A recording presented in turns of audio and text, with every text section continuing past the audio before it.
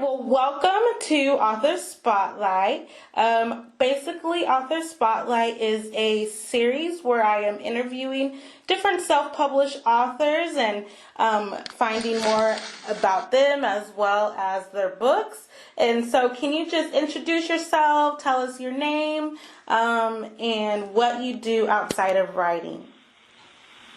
Hi, everybody. My name is Ken Harris. I'm an author. I've written a couple of children's books, and I'm excited for my first book for adults. It's a horror suspense book that's due out on October 21st on Amazon called Night Terror. And I'm an author. I like what I do. I'm a storyteller. And my full-time job during the day, I work for an agency, a nonprofit agency called Head Start. I'm a teacher assistant, bus monitor. I do lunch deliveries, all that kind of stuff to make sure that the kids have a smile on their faces during the school day. And I also freelance. I'm also a writer for a community news magazine in Springfield, Massachusetts, where I am located. And I'm pretty much active. I work for Hoya Community College part-time as a greeter. I get to know a lot of professors, so I have a lot of access to learning about people's preferences in regards to books. So it's great. It's a learning process. Yeah. Oh, wow. Sounds like you wear many hats.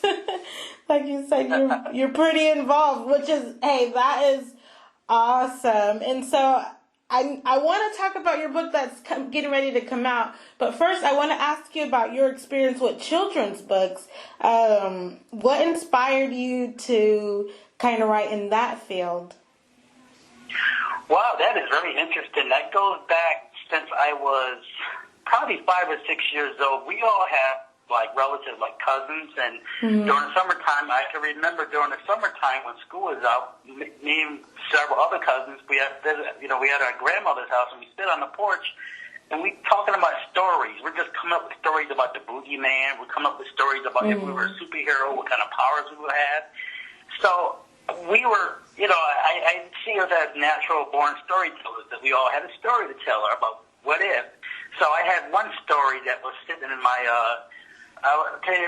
compartment in my brain collecting dust called Jet Set Jeff, superhero, and I always thought of this kid with a defective gadget who always go about protecting his mom and dad, because if you look at superheroes, Superman lost his parents, Spider-Man lost his parents, and as a kid I always wondered, I remember I talked to my father about that. I said, Dad, why is it that we always have superheroes whose parents have died? Can we have a kid my age who's always protecting his mom and dad, who's always passive and prone? I remember my father looked at me and said, you're very funny, you know that?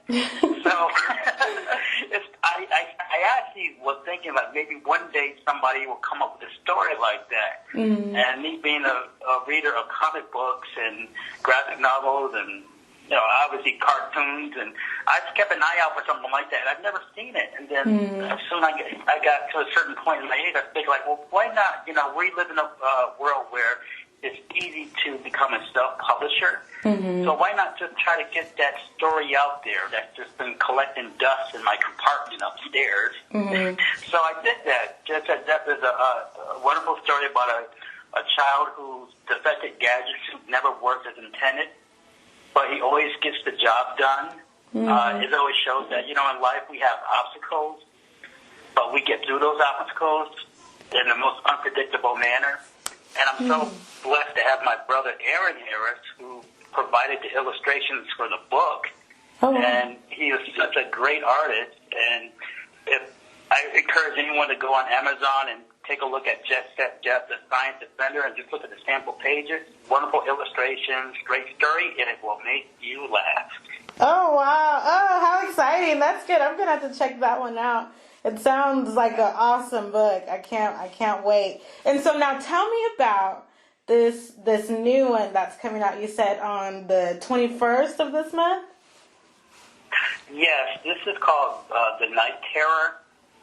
It's a combination of my likings of Friday the 13th, Halloween, Freddy Krueger, and I combine it into one. And of course, this is an idea I had when I was a kid.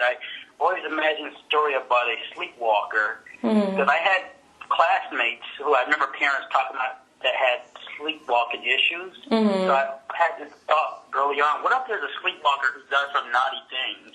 Yeah. So over the years, I came up with an idea. I said, well, why not do a story about a sleepwalker, about a guy who's, when he's not sleeping, he's innocent. He's a gentle giant, and he's innocent. He wouldn't hurt a fly, but then when he sleeps, he has a tendency to do bad things. But in this book, he's plagued with this condition as a sleepwalker when he's actually having trouble sleeping, and he seeks out a doctor to help him sleep. But this doctor is a shady doctor because he's involved in a medical billing scheme. So what he does is he uses his patient as an experiment to eliminate potential whistleblowers to his medical operation. And what became of that is a sleepwalker, an immortal sleepwalker, who just won't stop doing the most unpredictable things. And I had a fellow writer friend ask me, what is so interesting about this character? Why would somebody want to pick up a book and read this book? I said, well, the thing is that what's interesting about the Night Terror is he's very unpredictable. You have Freddy Krueger with his claws. You have the vampire with his teeth. You have the werewolf who has his claws and his teeth. The Night Terror is very unpredictable. He could use his bare hands. He could use a car. He could use a knife. The protagonist, Christopher Gray, he can actually sleep through the night without having a night terror symptom. But then all of a sudden he may have a night terror symptom, and he might do harm to anyone. He may walk past the street. He might walk past you, but he might have a specific target in mind. So he's very unpredictable. So I found that kind of, that concept very appealing, something that's kind of different. So I said, this is a great opportunity to get this idea out there without showing that, we see a lot of remakes and a lot of new werewolf movies, new vampire. But this is a different type of horror story, and I'm pretty sure that the audience is going to enjoy it because it has a twist that no one will predict. And each chapter has an illustration by my brother, the great Aaron Harris. So I'm looking forward to that next week, yes. Oh, wow, how exciting. It's available as an ebook and paperback. Okay, ebook and paperback. Oh, wow, that's really exciting. Just listening to you talk about it, I was like, oh my gosh. I felt like I was like, almost, in my mind, I was like watching a TV show on like Sci-Fi Channel or something, listening to, you know how they do like the previews sometimes of new shows? That's what I felt like just a moment ago. I was like, wow, okay. Well, you're exactly right because it's actually the first book of a series. So, this book is the first of a series, and I have like 10 ideas in my head that's been sitting around since childhood. So I have 10 more books to go with this. Oh, wow. To see how it will play out, yeah. Oh, wow. So would you say that's kind of your toughest challenge then? In becoming an author is like getting all these ideas out of your head and onto paper, or what is it? What's your toughest challenge? I think the toughest challenge is as you grow and mature, you share your thoughts and your ideas with those closest to you. And sometimes those closest to you may be relatives, close friends, coworkers you trust, and they may sort of like look at you and say, you're not really a writer. You're not going to be able to do this. You're not going to be able to sell that. To them, there's this stigma about being a self-published author, like you're not successful. But in this day and age, in the 21st century, that's just not true anymore. For example, the author of a series called Rule, he was an independent self-publisher. His name escapes me. He was very successful. And I'm pretty sure that a lot of people who work in the entertainment business, like movies, I'm pretty sure they're scouting Amazon, especially for ideas on television shows and something that's totally different than what we've seen before. But I think the greatest challenge presented is when you have those in your inner circle who sort of like just look at what you're doing, but they don't think much about it until actually, you start getting some sort of feedback on Amazon with reviews, and you share that, and then you may have them come on Facebook and say, "Oh, that's so great! I know you can do it. I knew you could do it." But the greatest challenge is you just have to overlook all that. You have to believe in yourself as a writer. You must tell yourself, "I have a story that's unique. I have a story that's worth telling." Yeah. And regardless if there's a similar story out there, I believe I'm the right one to tell this story. So it's more of a internal struggle. So I believe a lot of writers will have to really have to focus on what they have to do, and just do what they proud. Write what you write what you enjoy doing. Don't try to mimic what someone else wants you to do. So for me personally, that's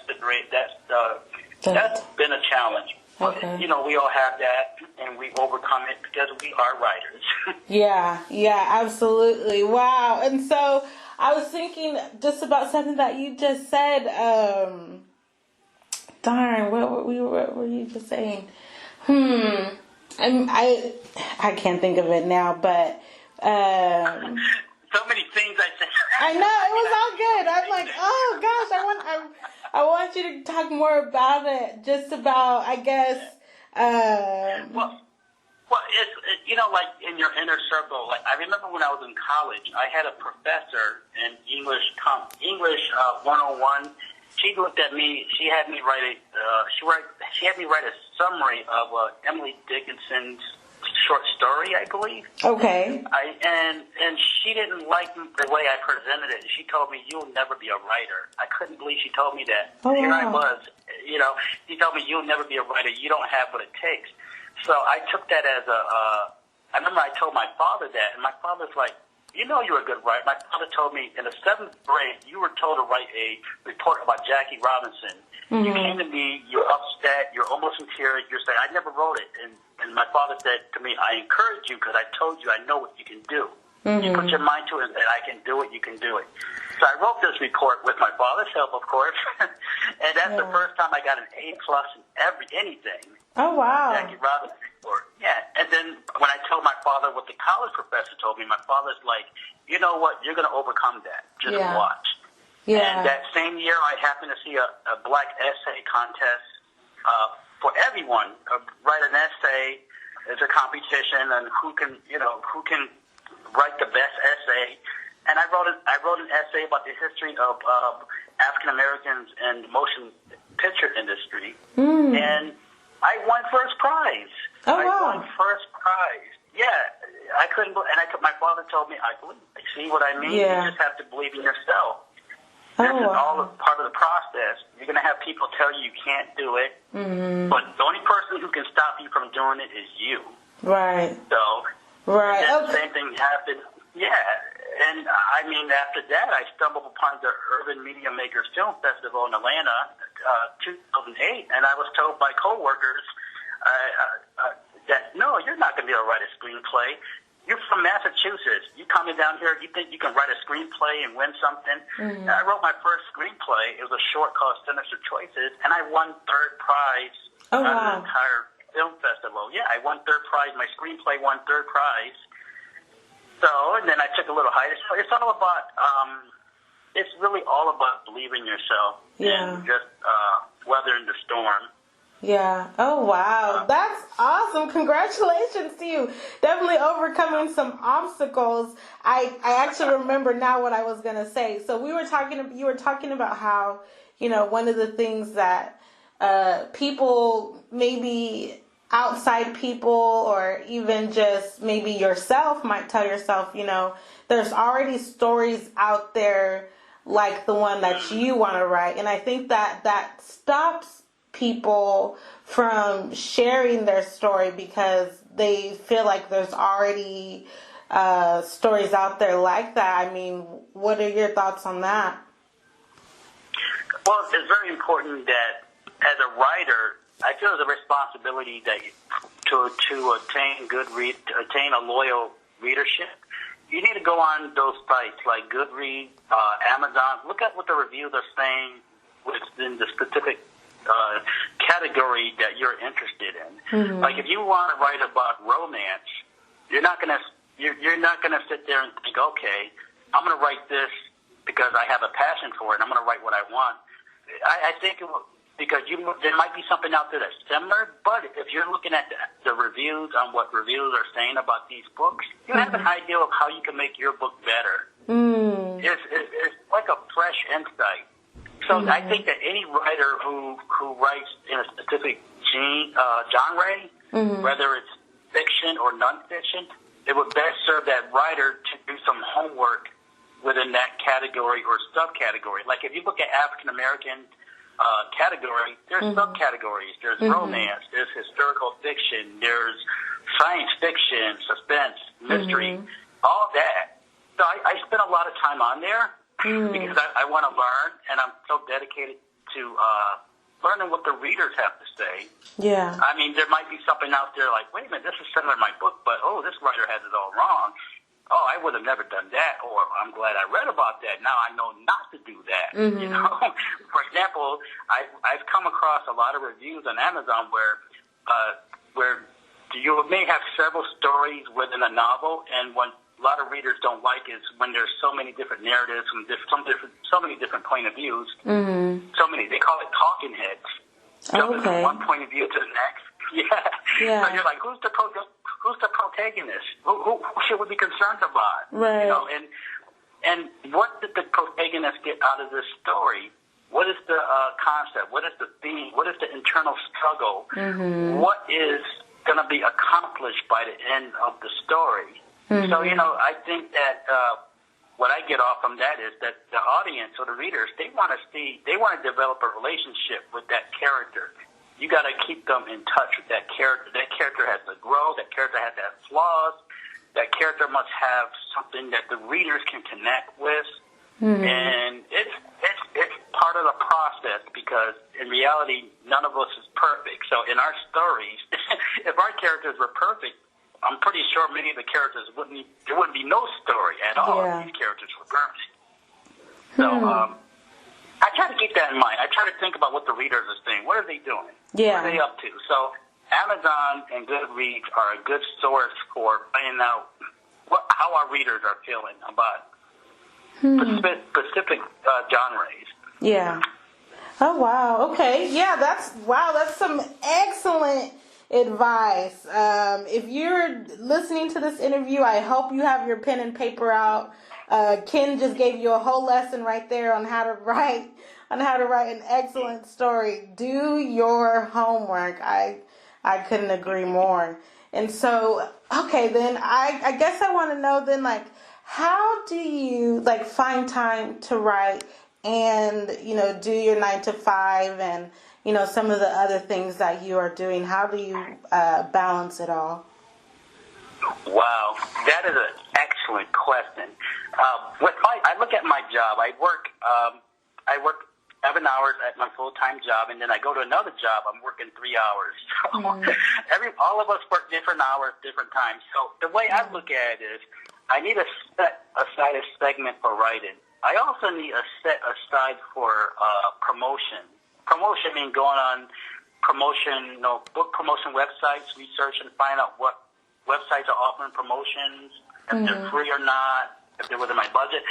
Another segment is put away for marketing. Marketing is long-term. Marketing is something you do day in and day out, regardless. Because promotions come and go. Promotions are short-term. Marketing is long-term. So with my schedule, I'm very fortunate where I work 2 hours here, then I go home. I have 2 hours at home, then I go back to the same work job, and I work 2 hours there because I'm working with kids. I'm getting them on the bus, and then they're in the classroom. I'm in the classroom a little bit. Then I go home for a few hours, then I come back. So I have 3 segments. I call it 3 2-hour segments where I can come home. I can write for 2 hours here. Then I go to work, and then I come back, and then I have 2 hours to do my promotion, and then come home, and I go to work, come home, and then I'm doing marketing for 2 hours. Oh, wow. So so I do that. I have like a system in place where I'm doing that, and I just started doing that 4 or 5 months ago. Okay. And I've seen a lot of improvement in my writing. Because I used to write very little. I used to write I probably write 500 words a week I did before, but now with this system I have in place, I'm probably putting in about 2,000 words a day now with my writing. I know I can do more. Yeah. I know I can do more, but I'm actually, I got that down. So I would encourage any writer, any author out there, try to have a system in place for writing, but also have a place for marketing and promotion. Try to find out what your marketing goals are, what are your promotion goals, who are your audience, based on your categories, what you're focused on. Facebook is okay. I mean, you can post on Facebook, but I'll be honest with you. A lot of my family and friends, unless I'm talking about something controversial, something going on in the news, they don't want to hear about my writing. They don't want to hear. They don't want to hear about writing. Because the thing is, there's so much going on in the world that friends and family, they're so attuned to what's going on outside. But writers are there because we take a story, we take a creative idea, we take them out of reality for a moment. We entertain them, and some of these books become movies. And people go to the movies because they want a little respite from the outside world. They go to the movies to be entertained. So, as writers, I see us in a very unique position, just as movie makers are. We're taking something that's so precious, our ideals, and we're bringing our audience into this world where they can laugh, cry, or whatever, for whether they're reading a book or in a movie for 2 hours. So I would tell every writer that, you have an important job. Don't feel just because you're a self-published writer that, you're not important. You have a lot to contribute. You have an idea that's never been shared before. Get that out there, because we're all unique in some way, and the writings are still unique. So yeah. Oh wow. Yeah, I agree. You're hitting it right on the head. So then, I mean, you sound like such a positive person, and I'm sure maybe you're just like the rest of us. But has there ever been any moments where, like, you wanted to quit, and then if so, how did you handle it? There's times I feel like I've never wanted to quit throughout my whole life. I would just procrastinate. Okay. Well, you could call that quitting, because you'll start a manuscript, and then you will stop working on it for some time. So that is technically quitting. Yeah. But it's believing yourself. I have seen some ideals, like in the past, years ago, maybe when I was a teenager, where I'm writing something. I'm like, I'm going to write a book, and then I see something that's out there, like Stephen King, Cujo, and I'm like, wait a minute. I know he did this book before me, but if he wasn't around, I still would have had that idea. I had this idea because my dog liked to bite me when I dropped the chicken, and we'd be fighting. I want to write a movie about a dog who likes to bite and attack his owners over chicken. But, I would have those thoughts like that. So I said, oh, no, Stephen King, he did Cujo. I heard he did Cujo. Okay, all right, I can't do that. But maybe one day I'll do a story like that.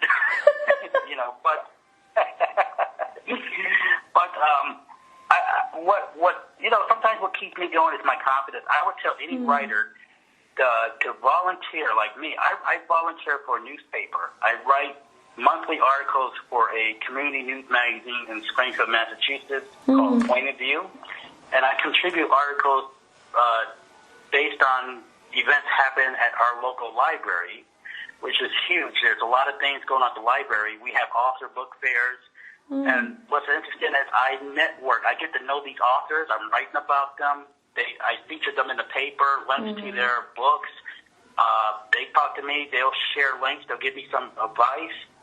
And also with these articles, I can actually put a link to my website at the end of my articles. So anyone reading the articles will just click, and all of a sudden they're on my website, and they can learn a lot about me. I've had people in the streets of Springfield stop me and say, hey, I just liked your article, and I clicked on your website, and I subscribed to your website. Oh, wow. I'm like, wow. So if you get a website going, and people are clicking on, if they subscribe, then you have a potential readership, because you have subscribers on your website. It gives you it's a feeling of accomplishment. Yeah. So I've had some times when I felt down, and then I've had someone tell me, oh, I saw your article in the newspaper, Great. Wonderful article. I just subscribed to your website. Wow. Yeah. Thank you. Oh, wow. Yeah, so if any of you look at your local newspapers, look at even the small newspapers in your communities, I say writers out there, volunteer. If you have to write an article once a month, do it. I mean, write about something you're passionate about. Go find out what's going on in the local libraries. Try to encourage others to take advantage of the local libraries. Because I'm pretty sure that's what most of us want the kids to do, to go to the library and you know, it's just a wonderful place to be, to, you know, pick out a book of your choosing, to participate in author book fair, to learn how to write, writing classes. So you never know what's out there. So, yeah, definitely take advantage of the free resources that's out there in your community. Yeah. Oh, wow. That's excellent advice. I'm always, you know, telling people, hey, get local, get local. Yes, it's important, you know, to market on social media, but what about the people that live right across the street from you? Do they know that you know, are even out there? And if not, how can you make yourself known? And so I definitely agree to, you know, reach out to your neighborhood just as much, maybe if not even more than you do on social media. And so, go ahead. Yeah. Exactly. One trick I learned was there's a website called Nextdoor.com. It's located in all states. It's basically concerns in a community. You log on and you can become, you know, everyone in your neighborhood could see what you're talking about or your concerns. So I received an invitation from a neighbor to sign up for Nextdoor.com. So I signed up for Nextdoor.com, and I have access without any restrictions. I have access to share anything I want on Nextdoor.com, whether it's selling stuff because they allow it, whether it's sharing a link to my article in the newspaper. And I've gotten some sales based on that. I put my link down. I put down that I've written an article about this. People remember me. They comment. They said, oh, let me check out the website. The next thing you know, they're buying my book. Yeah.